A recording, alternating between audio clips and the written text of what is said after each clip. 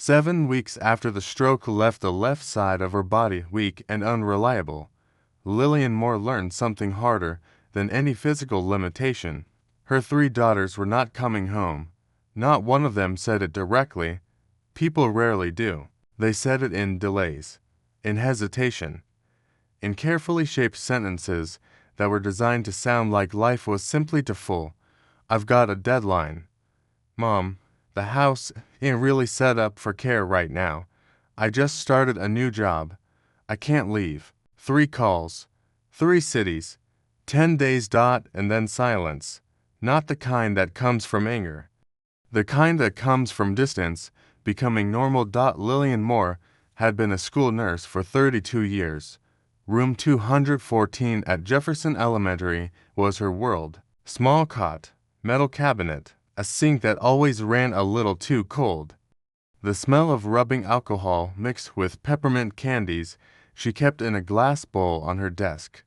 She gave them out like they were part of treatment. 1 for the child crying, 1 for the child pretending not to, and 1 for herself when no one was watching. She called every student the same thing. Sweetheart, come sit down. Sweetheart, did you eat today? Sweetheart. That last question mattered more than any medical chart. For 32 years, she worked through headaches, understaffed days, broken budgets, and children who came in carrying things no adult had taken the time to notice. She learned how to wrap wounds and how to ignore paperwork that tried to limit compassion. Sometimes she bought lunch for kids who didn't have one, quietly, out of her own account. No reimbursement forms. No announcements. It wasn't a policy. It was just something she did. She retired at 66. There was supposed to be a ceremony. It got canceled. Budget cuts. She was told on a Friday afternoon. She said it was fine. And she meant it in the way people mean things when they don't want to take up space. She packed 32 years of her life into 2 cardboard boxes, a framed certificate, a chipped mug from a 2nd grader in 2009. Medical binders no one would read again, and a half-empty tin of peppermint candies. Then she drove home. The house on Maple Street felt the same. That was the strange part. Nothing changes fast enough for you to notice until you are forced to slow down. She placed the boxes in the hallway and walked past them, into a bedroom that had been hers for decades. Under the bed was a small metal safe. Old, heavy, the kind people forget they still own.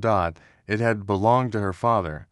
She pulled it out slowly, like she always did things now. Inside was something she didn't open often, something she didn't talk about at all.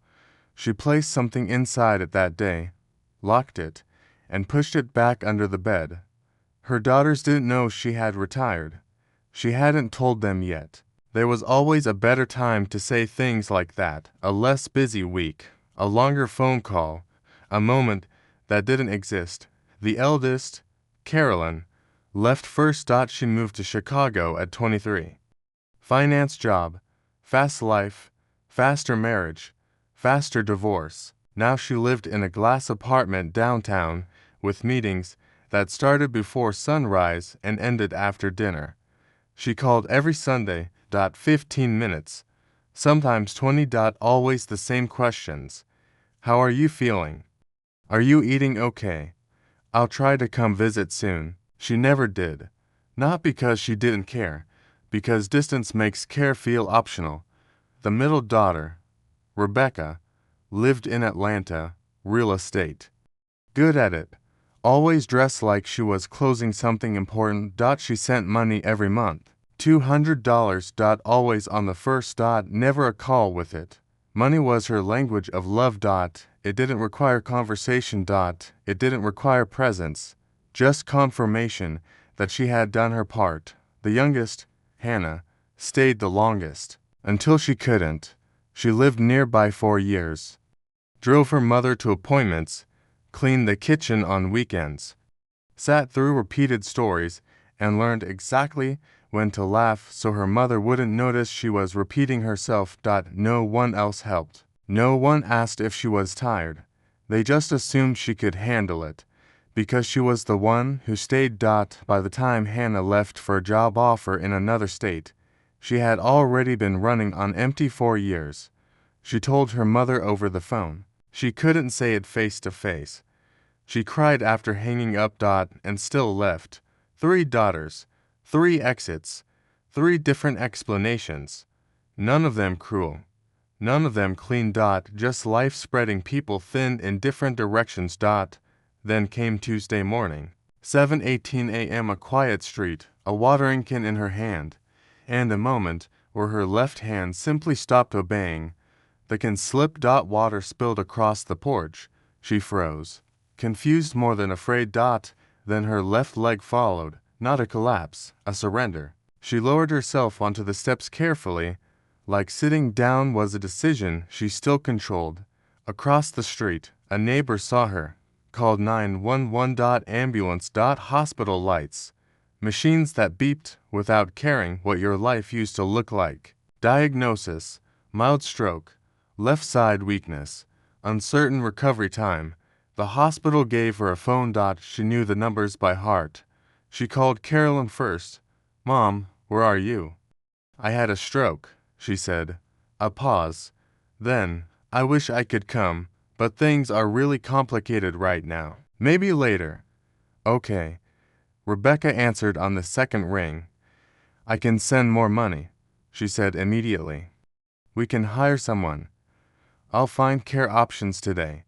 She did not say she would come. She said she would organize her absence. Hannah didn't answer right away. When she did, there was silence, long enough for Lillian to hear her breathing change. Then, "I can't do this right now." No explanation. No follow-up, just an ending. That afternoon, the nurse asked her gently, "Is there anyone else we should call?" Lillian looked at the ceiling for a long moment. Then she said, "No, that's everyone." She was discharged on Friday. Home. Same house. Same silence. Different body. The first time she tried to open a pill bottle with one hand, it took her 3 minutes. That was when she understood time had changed shape. Everything now had a cost measured in effort. And then, on a Thursday morning, it happened. A grocery bag slipped from her hand. Oranges rolled down the steps. One by one. Quiet. Final. She sat down on the bottom step and watched them go.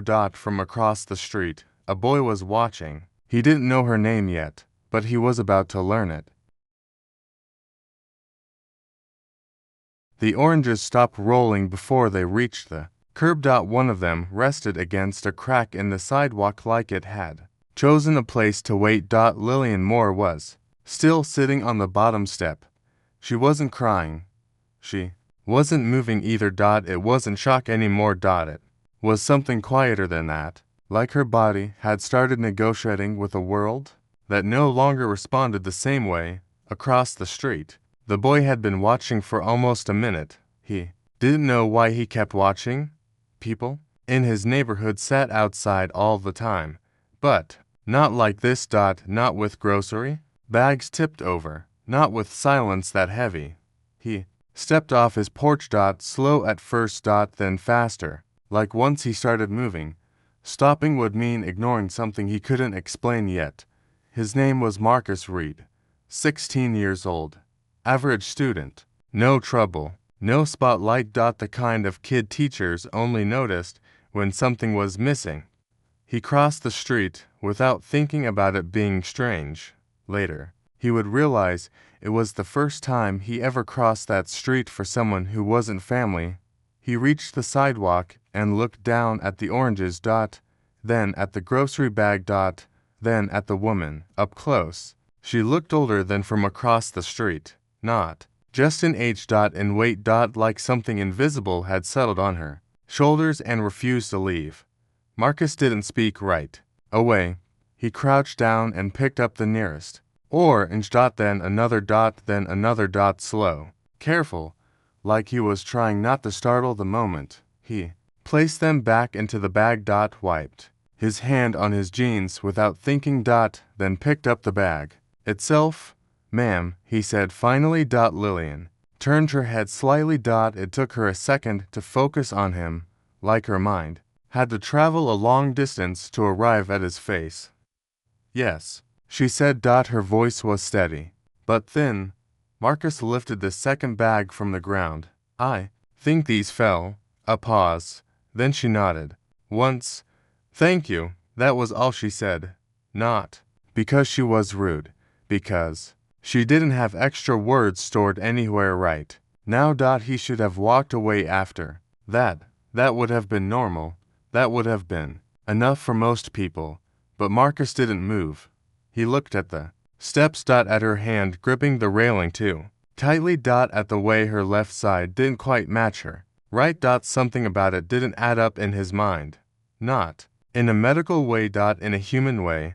Like seeing a door half open and realizing someone might be stuck behind it. You okay getting up? He asked. The question came out before he could weigh it. Lillian almost smiled. Almost. I can manage, she said. But she didn't try. Not yet. Marcus nodded like he understood even though he didn't. He set the grocery bags on the step beside her, then stood there for a moment, unsure what the rule was now. There are no instructions for this kind of moment when you're 16. So he made one up. I can help carry them inside if you want, he said. A beat. Then added quickly, it's no problem. I'm going that way. Anyway, that part wasn't true. But it sounded safer. Lillian looked at him for a long time. Not judging. Not calculating. Just looking.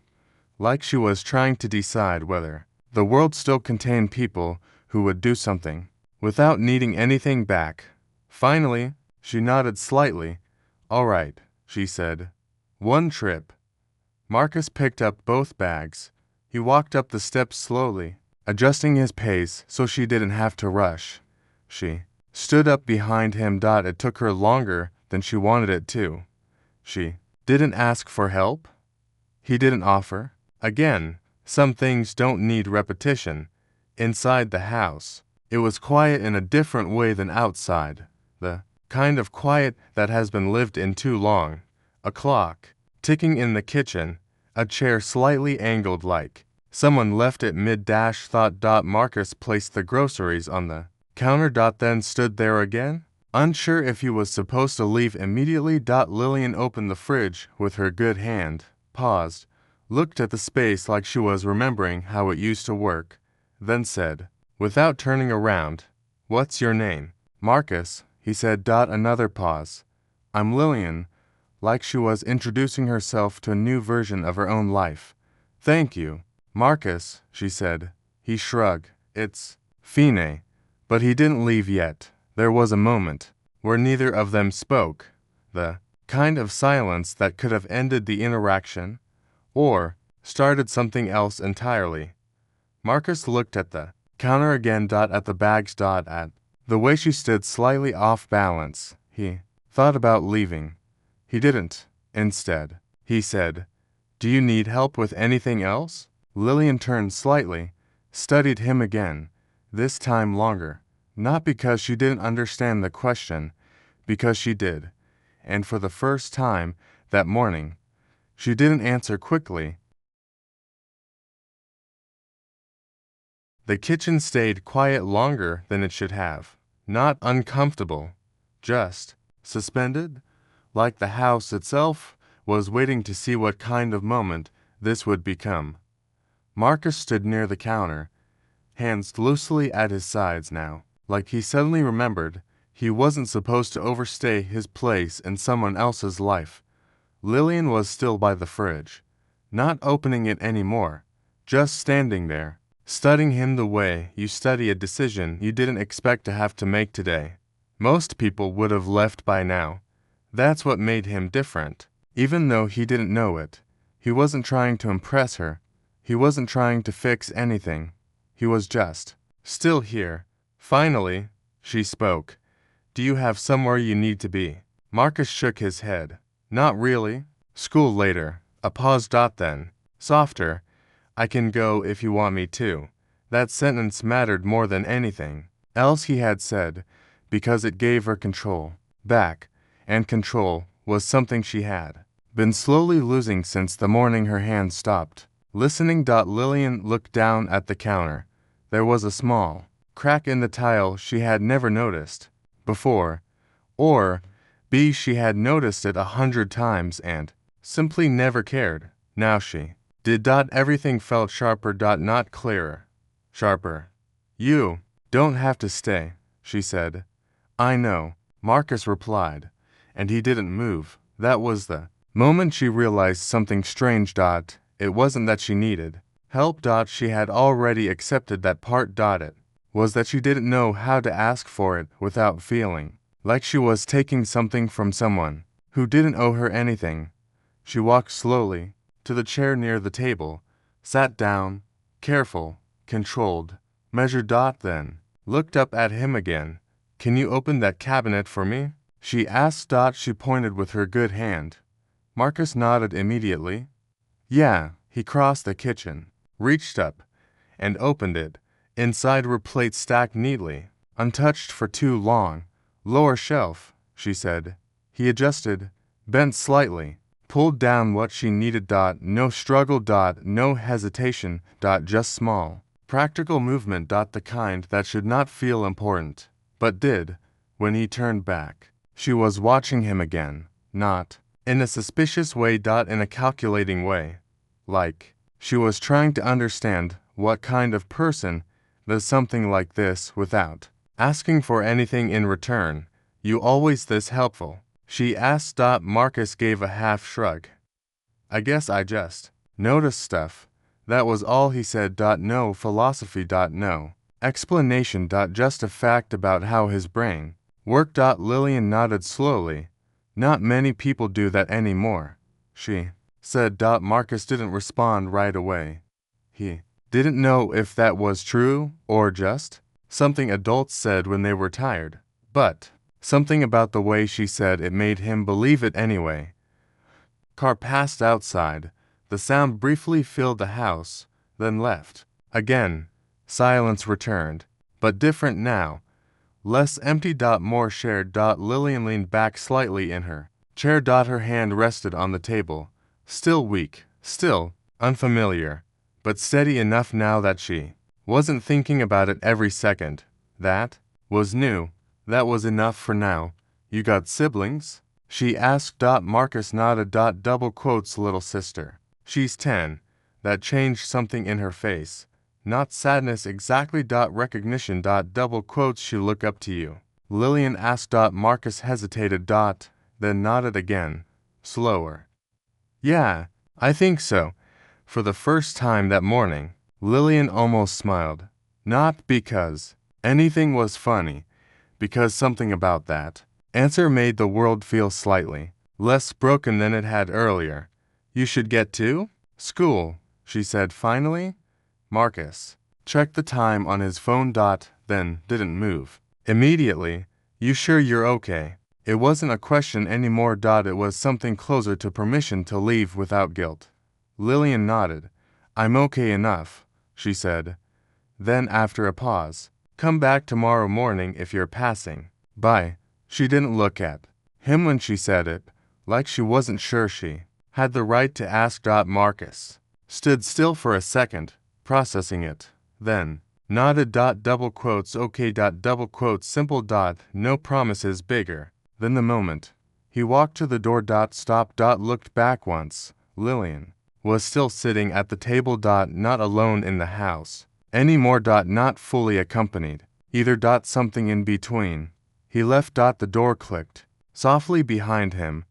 Lillian stayed seated for a long time after that. Not because she was tired, but because the house felt different now.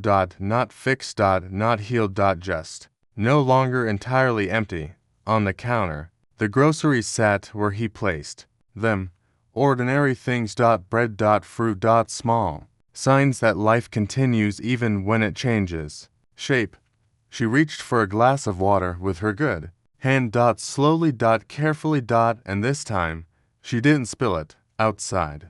Marcus walked down the sidewalk toward school. Same route as always, but something about it felt slightly shifted, like he had crossed into a story without realizing it. And back inside the house, Lillian Moore sat at her kitchen table for the first time since the stroke without wondering how she would survive the rest of the day alone.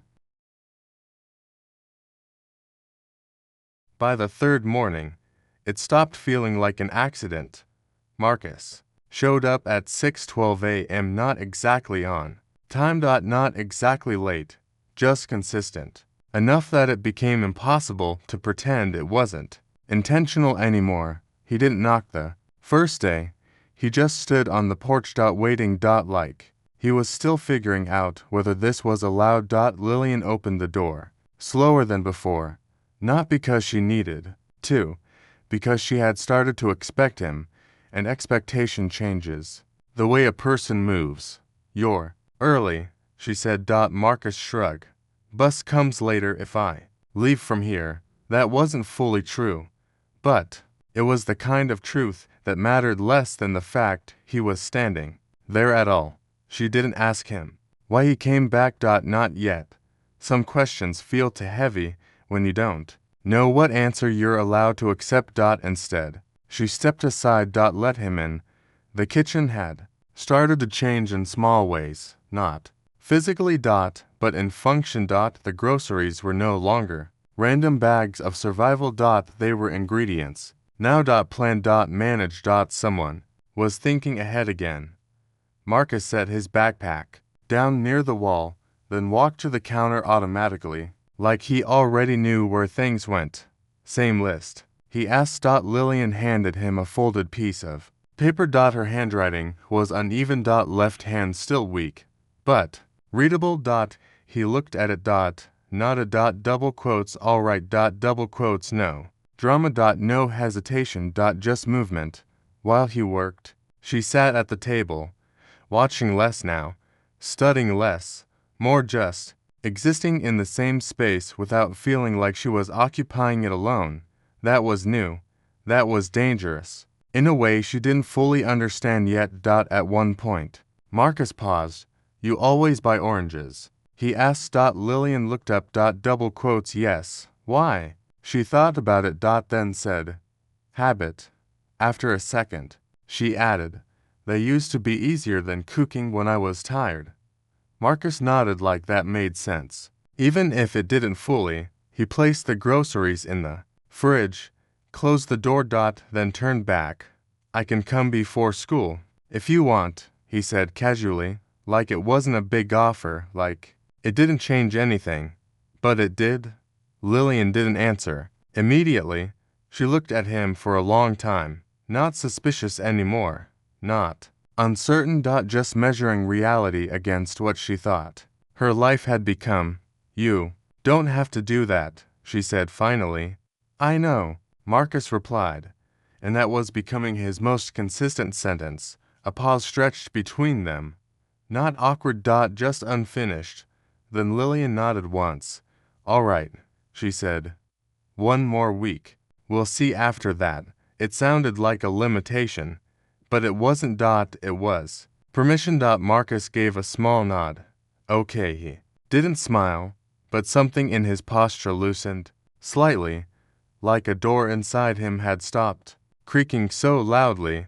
That morning, he stayed longer, helped her open a stubborn bottle cap, helped move a chair closer to the window. Small things, but the kind that quietly rebuild a life without announcing it. At 7:05, he checked his phone. I should go, he said. Lillian nodded. School? Yeah. Then he hesitated. Just for a second. I'll be back tomorrow. Not a question, not a promise, just a fact he was choosing to create. All right, she said again. This time, it sounded like she meant it. After he left, the house didn't feel empty. Immediately, that was the first change she noticed. The silence still existed, but it no longer arrived suddenly. It waited. Like it knew it wasn't the only presence anymore.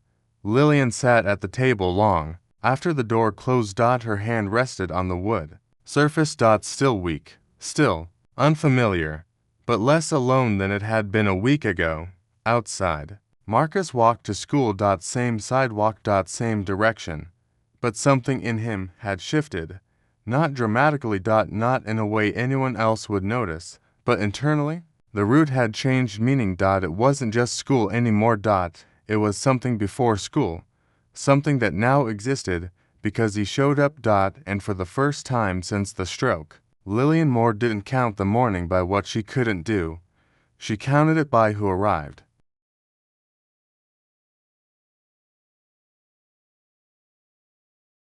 By the end of the second week, Marcus didn't ask anymore if he should come. He just came. 6:11 a.m., sometimes 6:09, sometimes 6:15. If the bus was slow and he had to walk faster than usual. The timing stopped mattering. The presence. DID single quotes T. Lillian stopped leaving the door unlocked. Not out of fear, out of habit forming into trust. She would hear the soft knock, wait a few seconds, then open it with her good hand already setting herself on the frame, like her body had learned a new rhythm without asking permission. Marcus had started doing things without being told. Not big things. The kind of things that don't look like help until they disappear. Taking out trash. Bringing in mail. Putting oranges on the counter without being asked. Checking if the porch steps were dry before she walked out. One morning, Lillian tried to do the laundry alone. She made it halfway down the hall before Marcus saw her from the kitchen. He didn't say anything, just walked over, took the basket gently from her hand, and said, "I got it." That was all. She should have resisted. That's what she thought. Later, that she should have insisted she was fine, that she could handle it, that she didn't need a -1-year-old boy doing what grown children had stopped doing. But she didn't say any of that, because something inside her had already stopped fighting the help. Instead, she said, "You don't have to do all this." Marcus paused, looked at her like she still didn't understand something obvious, then answered, "I know," and kept walking. It was that phrase again, "I know," not defiance, not argument, just clarity. He knew exactly what he was doing. And he was doing it anyway. By the third week, she started waiting for him at the table, not because she needed instruction, but because mornings had stopped feeling like something she had to survive alone. One morning, it rained hard. Marcus showed up soaked, hair damp, backpack heavier than usual. Lillian looked at him and said, "You could have stayed home." He shrugged. "Still, gotta get to school." A pause. Then, "And this is on the way." He said it like it was geography. Not choice. She handed him a towel. He didn't refuse it this time. That morning, they sat longer than usual. Rain tapping against the window. Tea steaming on the table. To cups. 1. Routine. Lillian watched him for a while, not like she used to, not assessing. Not measuring. Just noticing. And then she said something she hadn't said in years. Not since before the hospital. Not since before the daughters stopped calling properly. "You remind me of someone I used to be," she said. Marcus looked up, didn't answer right away. Then, was she nice? That made her laugh. Not a small laugh this time, a real one. The kind that surprised even her. She tried to be, she said, and that was enough. Weeks passed without announcement. Routine became structure. Structure became expectation. Expectation became something neither of them questioned anymore. Marcus never asked for anything. Not money. Not praise. Not recognition. He didn't even tell his friends. Because in his mind, it wasn't a story. It was just what you do when someone needs it and you're there. Lillian noticed something else slowly returning. Not strength. Not fully, but direction. She started planning small things again. Meals. Appointments. Days. Things that required believing there would be a next day worth planning for. One afternoon, she opened the small metal safe under her bed. Marcus didn't see her do It. She didn't tell him, not yet, but she touched it differently now, like it no longer contained something waiting to be decided, but something already decided long ago. The final Saturday came quietly. No announcement. No moment that felt like an ending while it was happening. Just another morning. Tea on the table, sunlight through the kitchen window, a knock at the door at 6:12. Marcus stepped inside like always, but something felt different. Not in him. In her. She was standing before he even set his bag down. I want to show you something, she said. He nodded. Followed her down the hallway. Slow steps, familiar steps now. She knelt carefully beside the bed, pulled out the safe, opened it. But this time, she didn't hand him everything at once. She just took out one envelope, placed it on the bed. Marcus didn't touch it yet. He waited. This isn't about money, she said quietly. He looked at her. I know, he said. And for the first time, she believed that answer meant everything it sounded like. She nodded once, then opened it. Inside was not just a number. Not just a future, but a decision already made long before he ever crossed the street. A choice built from every morning he showed up without being asked. Marcus sat down slowly on the edge of the bed because his legs stopped feeling steady, not from shock, from weight. Lillian stood beside him, one hand on the dresser. Still weaker than it used to be, but no longer alone in holding herself up. Outside, the neighborhood was waking up like any other day. Cars, dogs, normal life continuing. Inside that small room, something had quietly changed shape. Not gratitude. Not charity. Something closer to belonging. Marcus finally looked at her. I can't take this, he said again. But this time, it didn't sound like refusal. It sounded like fear of responsibility. Lillian shook her head. You already did, she said. A pause, then softer. You just didn't know it yet. And for a long moment, neither of them spoke, because there wasn't anything left that needed explaining. The story didn't end with a decision. It ended with a routine that had become a bond neither of them named, and a house that was no longer quiet in the same way it used to be, just lived in, not saved, not fixed. But no longer alone.